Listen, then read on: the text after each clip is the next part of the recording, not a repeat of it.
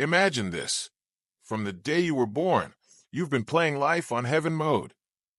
Seriously, money is just a string of numbers in a bank account you never have to check. The dinner table? It's basically magic. Whatever you crave tonight, a perfect medium rare steak or your grandma's secret recipe pasta, it simply appears. Want to see the pyramids? A private jet is waiting for you. Want to learn to paint? A sun-drenched, top-tier studio is yours, with an infinite supply of canvas and paint. Sickness doesn't exist. A team of elite doctors ensures you never even sneeze. Aging? Please. You're permanently locked into the peak vitality of a 25-year-old. Your life is a perfectly curated playlist of your favorite songs. No annoying ads, no buffering, and not a single shred of stress. You never have a bad day.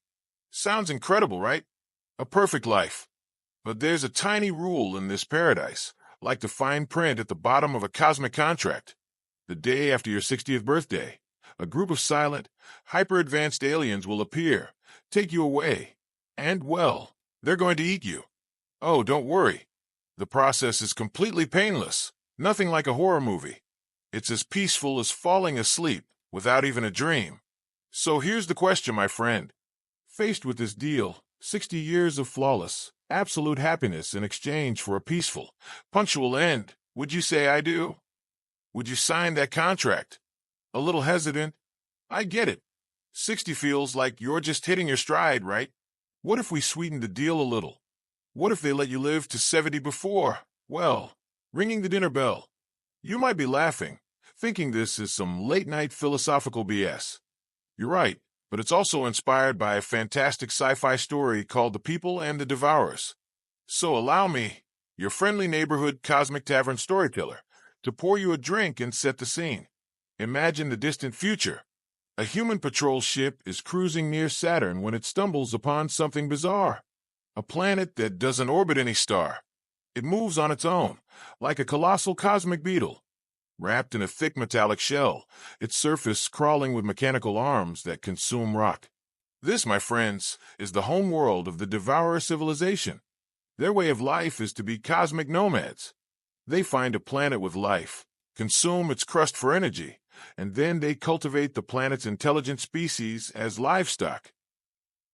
To ensure their food is delicious, they don't engage in cruel slaughter. No, they use their ridiculously advanced civilization to make the lives of these creatures as happy and pleasant as possible. Their emissary, a 10-foot-tall being we'll just call Big Fong, descends to Earth. Its shell is a dark, chitinous brown.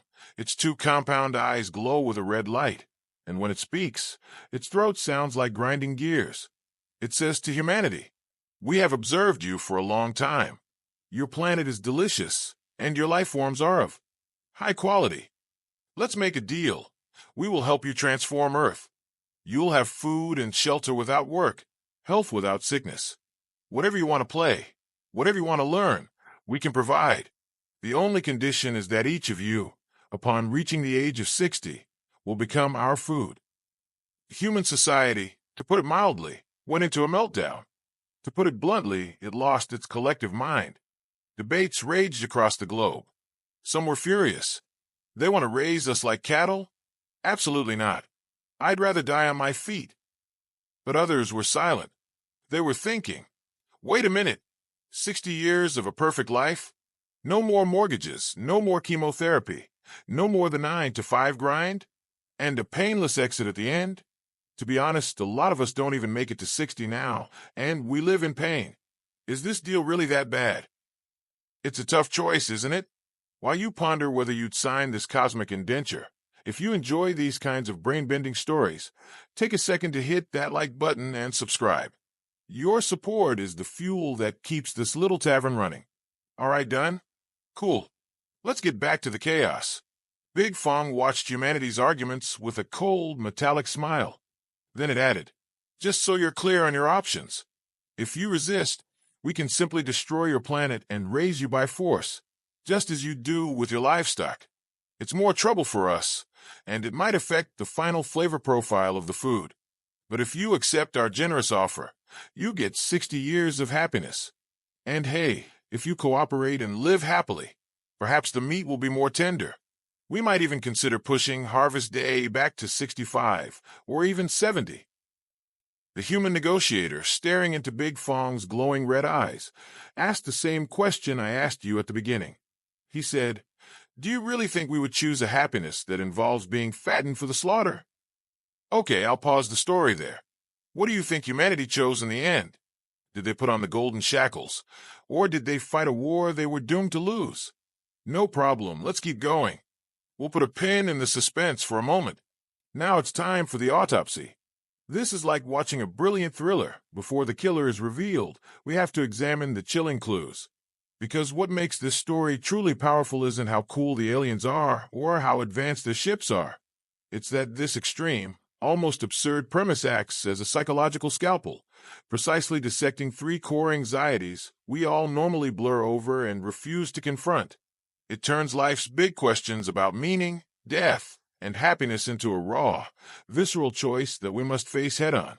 Let's peel back the first layer. There was this French fellow, a philosopher named Sartre, who always seemed to be frowning. He said something very cool. Existence precedes essence. In layman's terms, it means that when we are born, our life is like a blank notebook. There's no pre-written user manual. You have to write the meaning of your life yourself, page by page, creating it as you go. But in this story, the situation is completely flipped. The final page of that notebook has already been written in indelible ink by the Devourers, and then you became lunch. This creates a soul-crushing problem. If the ending is predetermined, do all the efforts and struggles we write in the middle still have any meaning? It's like pouring your heart and soul into writing a great novel on a hard drive that's scheduled to be wiped in 1 hour. No matter how brilliant your work is, what's the point? You might say, "At least I enjoyed the process, and my descendants can continue to enjoy it." But that's the most brutal part. This kind of continuation is more like a relay race on a circular track with no exit. You run with all your might and pass the baton to the next generation. They run with all their might and pass it to the next. Every generation is drenched in sweat, but the entire civilization is just running in circles, never able to break out towards a real future. This isn't legacy, it's replication.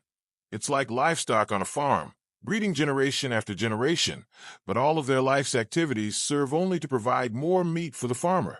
Their continuation is just an extension of the production line. When all of humanity's efforts, all our culture, art, and science, ultimately cannot break the cycle of being eaten, doesn't our proud civilization become a joke? Isn't the very foundation of the meaning we fight for completely hollowed out?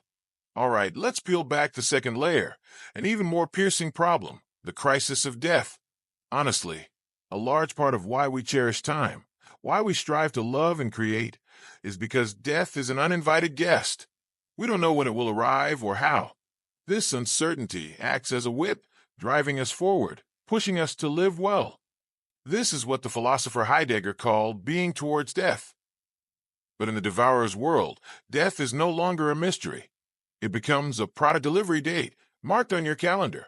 Your 60th birthday is your manufacturing date.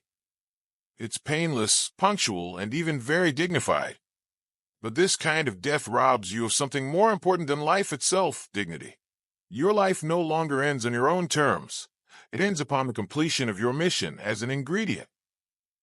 All your health, all your happiness, all your vibrant energy, none of it is for you to experience a better life. It is merely part of the product quality control. You are not living. You are being fattened.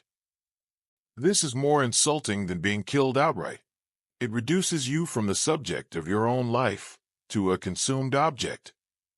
The purpose of your existence is no longer for yourself, but to become a more delicious meal for someone else. In this context, death is no longer the engine that drives us to live better. Instead, it becomes the most fundamental, most insidious form of despair. Finally, let's peel back the third and most deceptive layer, the crisis of happiness. The happiness offered by the Devourers. A happiness you get without any effort. Sounds like a dream come true.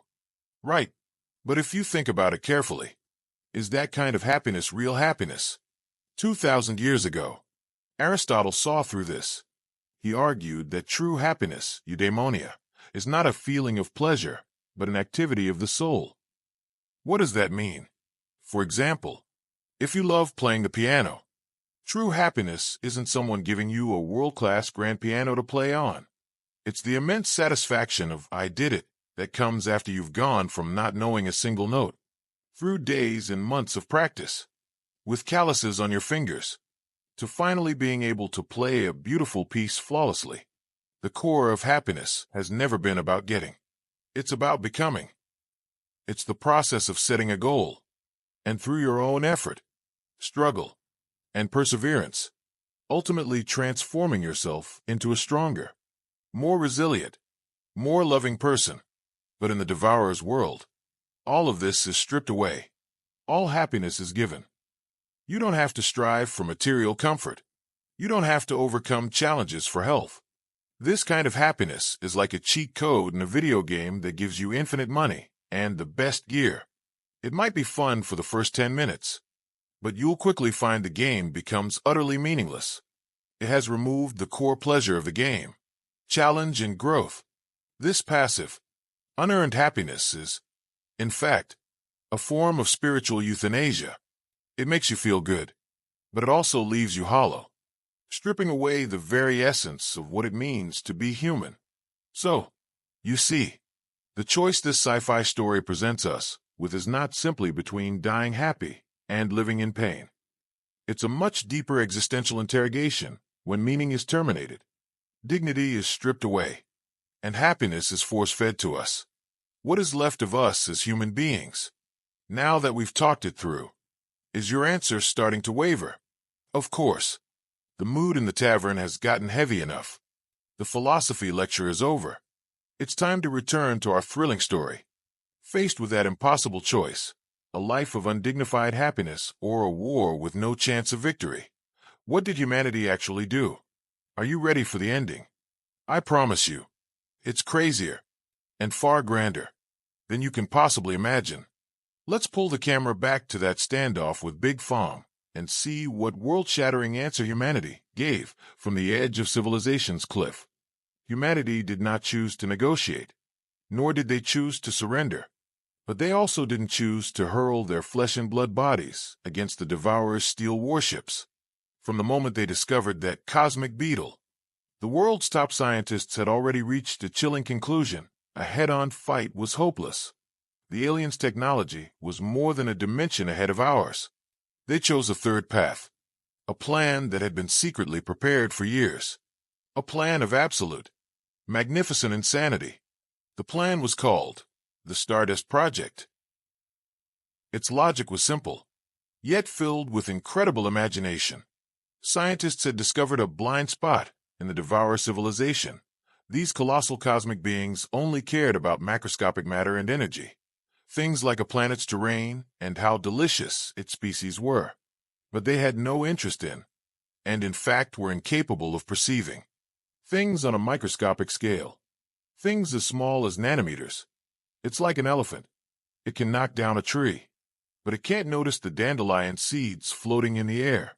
And so, at the very same time the negotiations with Big Fong were happening, countless nanoscale particles of cosmic dust, invisible to the naked eye, were being secretly launched from every corner of the Earth into the outer solar system. This dust was humanity's Noah's Ark. Inside these particles, encoded with the highest technology humanity could achieve, was the entirety of our civilization, from ancient oracle bone script to the core algorithms of quantum computers, from the ancient verses of the Book of Songs to every single note of Beethoven's Fifth Symphony, from a mother's lullaby to an infant, to the cosmic models a scientist derived on a blackboard. But most importantly, this dust carried human consciousness itself. Scientists had found a way to compress the memory fragments, thought patterns, and emotional experiences of billions of people. Your joy and your sorrow, your longing for a loved one, the awe you felt watching a sunrise, the elation of solving a difficult problem, all the things that make us were converted into data and hidden inside these seeds, smaller than specks of dust.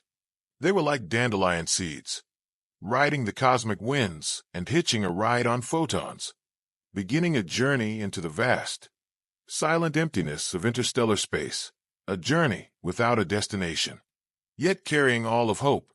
When Big Fang's mechanical arms finally lost patience and began to tear apart the Earth's crust like peeling an orange, it and its entire civilization never even noticed that the insignificant cosmic dust was quietly and forever leaving the solar system. Like a silent funeral procession, Earth vanished. All that was left in the solar system were the scraps from the Devourers' feast. In a physical sense, humanity as a species was utterly extinct. But, centuries later, a fraction of that stardust drifted onto a planet with primitive liquid oceans. In the warm waters, it began to slowly decode the information it carried, influencing the most ancient single-celled organisms there. Millennia later, another fraction of the stardust was intercepted by a completely alien civilization that had just developed space travel. When they deciphered these messages in a bottle from a distant star system, they saw Earth for the first time. They saw its blue oceans and snow-capped mountains, the Sahara Desert and the pyramids. They saw a race called humans, and they saw the smiles of their children running through fields of grass.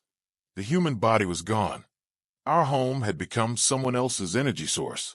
But the flame of civilization was not extinguished. The memories, thoughts, and spirit hidden in the stardust, like tiny points of light in the cosmic darkness, had achieved another form of immortality in a way we could never have imagined. It was no longer a biological succession from one generation to the next, nor was it the hopeless cycle within that happy pig pen. It was the true continuation of civilization, transcending the limits of matter itself. Okay, the story is over, but our thinking has just begun. Now, it's time to pull our gaze back from the distant stardust and look at ourselves.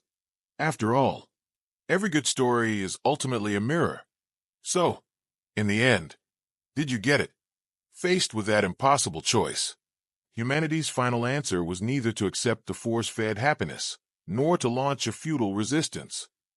They chose a third path, a path that went beyond life and death, transcendence.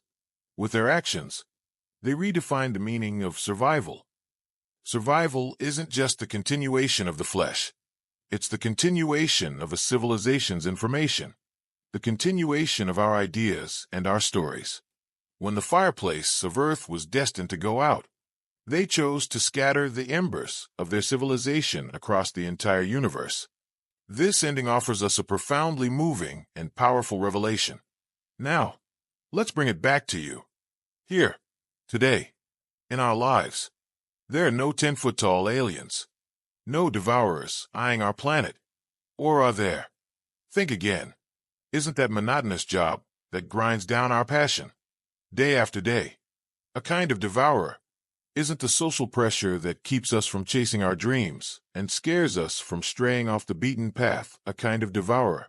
Isn't that inner voice of inertia that tells us, just stop trying so hard, settle down and live a quiet life, a kind of devourer? Every one of us also has a definitive, inescapable endpoint. Our lives, in a sense, are also a process destined to be consumed by time. And so, this story, crossing time and space, ultimately poses the final question to each and every one of us. What is your Stardust project? When your life reaches its end, what will you launch into this world, into the future, that will exist long after your body is gone? Don't misunderstand me. This doesn't mean you have to write a timeless novel or make a world-changing scientific discovery. No, for most of us, our Stardust project is hidden in the small but shining moments of our daily lives. When you teach a child honesty and kindness, that is your Stardust. When you use your professional skills to help someone out of a difficult situation, that is your Stardust. When you share an idea, a book, or a film that sparks a new thought in a friend, that is your Stardust. A kind smile you offer a stranger, a warm memory you create for your family, a small hobby you stick with that inspires those around you. All of these are the nanoparticles, You are launching into the universe, carrying your thoughts, your values, your love, and your spirit. They will continue to spread, to influence, and to exist in ways you cannot see. This is the ultimate weapon for us ordinary people, without superpowers, to fight against nihilism and finality. This is how we create a true legacy within the seemingly repetitive cycles of life. This is our declaration that we choose what to become, not simply what to get. All right, my friends, that's my story for today. It was a heavy topic, a lot of information to digest. Until we meet again, remember this. Stay curious, never stop thinking, and then go write your own story. The Shadow Mythos Cosmic Tavern is signing off. Good night, and be well, my dear friends.